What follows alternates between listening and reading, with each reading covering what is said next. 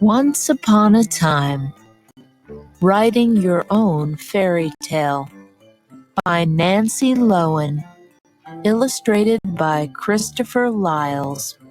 Once upon a time, in a woods far away, lived a little girl. She owned a red cloak with a hood. She wore it all the time. Everyone called her Little Red Riding Hood.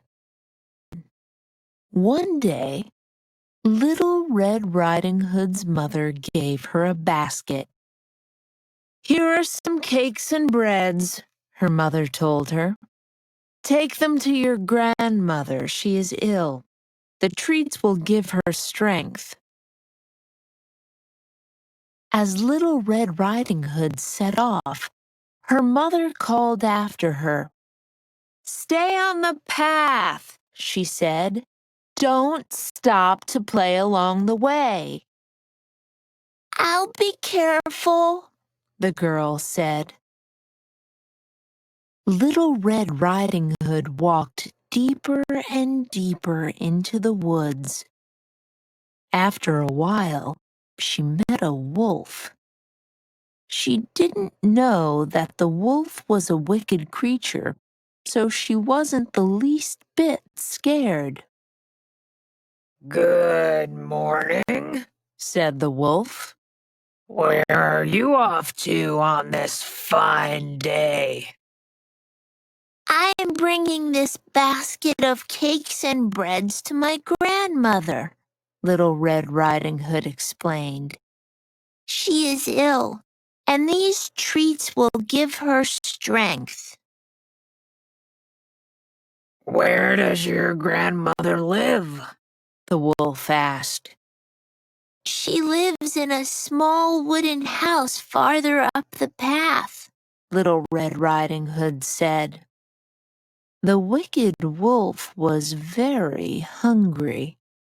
He wanted to eat both the girl and her grandmother for lunch. Quickly, he thought of an evil plan.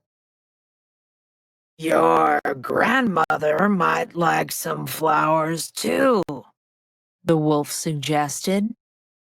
He pointed to a clearing in the woods. "Look at that field. It has flowers of every color." "But Mother told me to stay on the path and not to stop," Little Red Riding Hood said. "Nonsense," the wolf said. "It will take just a minute. The flowers will cheer up your grandmother."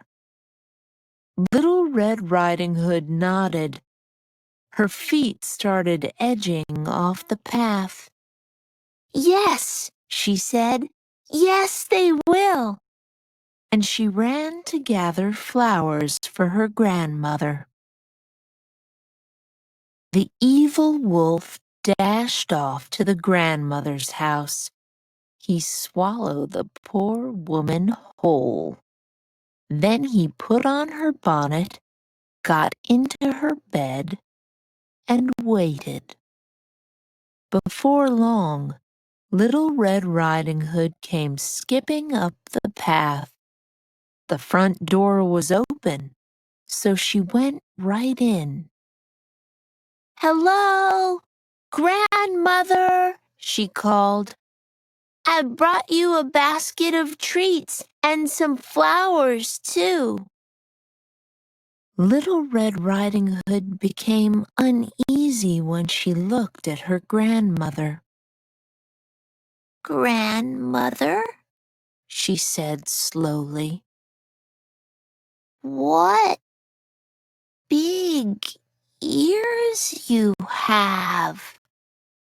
"The better to hear you with, my child," the wolf said. "Grandmother, what big eyes you have." The better to see you with, my sweet. And grandmother, what big teeth you have! The better to eat you with, the wolf snarled.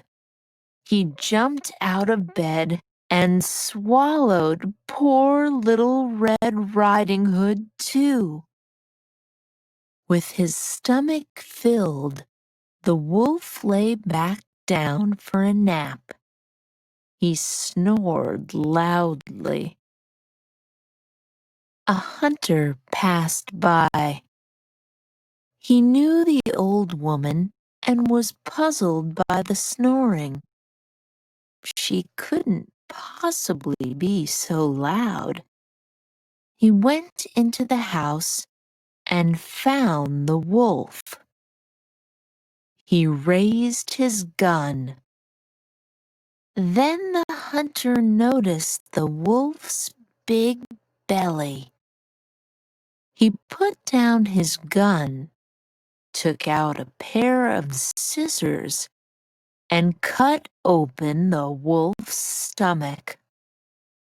Out jumped Little Red Riding Hood, and out crawled the old grandmother. The three quickly filled the wolf's stomach with stones and sewed him back up. The wolf awoke and tried to run away, but he was too heavy to move. He fell to the floor, dead. The hunter went home with the dead wolf's skin. The grandmother ate her treats and soon became well. And Little Red Riding Hood promised that she would always listen to her mother and stay on the path. The end.